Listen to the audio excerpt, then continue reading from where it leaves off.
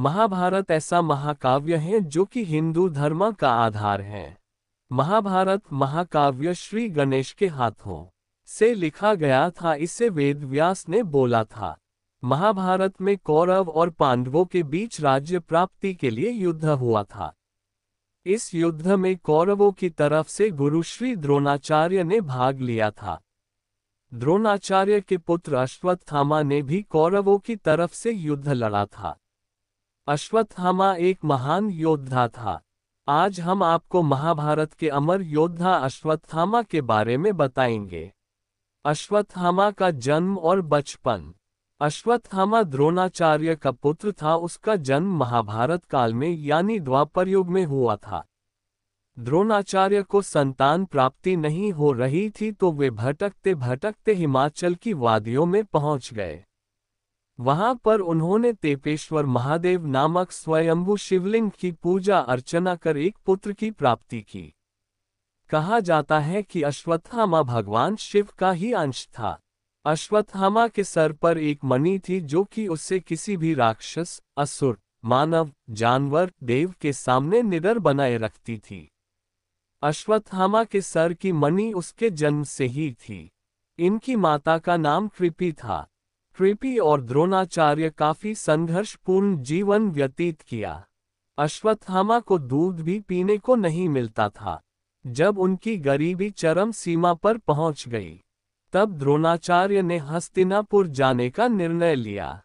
वहां उन्होंने कौरवों और पांडवों को शिक्षा दी। पांडवों और कौरवों के साथ साथ ही उन्होंने अश्वत्थामा को भी शस्त्र और शास्त्र विद्या का ज्ञान दिया।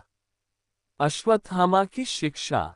अश्वत्थामा महाभारत के महान योद्धाओं में से एक था, जो सर्वश्रेष्ठ धनुर्धारी कहलाता था। लेकिन अश्वत्थामा ने ये गलती की कि उन्होंने कौरवों का साथ दिया, क्योंकि उनके पिता द्रोणाचार्य ने भी कौरवों का साथ दिया था। द्रोणाचार्य ने ये सोचकर कौरवों का साथ दिया था कि राज्य से निष्ठा रखते हुए वे राज्य के खिलाफ लड़ नहीं सकते थे। युद्ध के समय उन्हें किसी भी कौरव या अन्य योद्धा की जरूरत नहीं थी। द्रोणाचार्य और अश्वत्थामा ही एक समय पांडवों की सेना पर भारी पड़ रहे थे। तब भगवान श्री कृष्ण को युक्ति आई। उन्होंने सोचा कि क्यों न गुरुदेव को बल से नहीं छल से पराजित किया जाए। महाभारत में अश्वत्थामा। भगवान कृष्ण ने युधिष्ठिर से कहा कि आप गुरु द्रोण को कहिए कि अश्वत्थामा युद्ध में मारा गया, जिससे गुरुदेव शोक में डूबकर अपने हथियार त्याग देंगे। युधिष्ठिर ने कहा कि धर्म की रक्षा के लिए मैं गुरुदेव के खिलाफ छल करने के लिए भी तैयार हूं। कृष्ण भीम एक हाथी की ओर इशारा करते हुए कहा कि उस हाथी का नाम तो बताए मजले भैया। भीम कृष्ण जी की युक्ति समझ गए और उस हाथी को मारकर गुरु द्रोण के सामने चले गए और कहने लगे कि गुरुवर, मैंने अश्वत्थामा को मार डाला। पर द्रोणाचार्य को भरोसा नहीं हुआ। उन्होंने अपने सारथी को कहा कि रथ को युधिष्ठिर की तरफ ले चलो। युधिष्ठिर के रथ के सामने पहुंचते ही उन्होंने युधिष्ठिर से कहा कि क्या ये सत्य है कि अश्वत्थामा की मृत्यु हो चुकी है। तब युधिष्ठिर ने कहा कि हाँ, अश्वत्थामा मारा गया, परंतु हाथी। लेकिन जिस वक्त युधिष्ठिर ने कहा परंतु हाथी, उस समय कृष्ण ने शंखनाद कर दिया था, जिससे गुरु द्रोण को लगा कि अश्वत्थामा उनका पुत्र मारा गया। इस तरह युधिष्ठिर के मुंह से झूठ नहीं निकला। ये बात धर्मराज युधिष्ठिर के मुंह से सुनने के बाद द्रोणाचार्य शोक में डूबकर अपने सारे शस्त्र जमीन पर डाल दिए और शोक मनाने लगे। शोक में डूबे हुए द्रोणाचार्य को निहत्था पाकर द्रौपदी के भाई धृष्टद्युम्न ने उनका सर धड़ से अलग कर दिया। पिता की मौत से अश्वत्थामा बहुत गुस्से में था। उसे पांडवों पर बहुत गुस्सा आ रहा था। उसने महाभारत के युद्ध के बाद ठान लिया कि वो पांचों पांडवों को मार डालेगा। वो पांडवों के शिविर तक गया और द्रौपदी के बेटों को पांडव समझकर मार दिया। जब द्रौपदी को ये बात पता चली तो उसने अर्जुन सहित सभी पांडवों को अश्वत्थामा को लाने को कहा।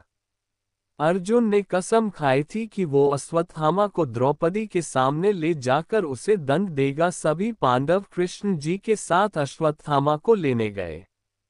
वहां पर अश्वत्थामा से छोटा सा युद्ध हुआ जिसमें अश्वत्थामा ने सभी पांडवों को मारने के लिए ब्रह्मास्त्र का प्रयोग किया।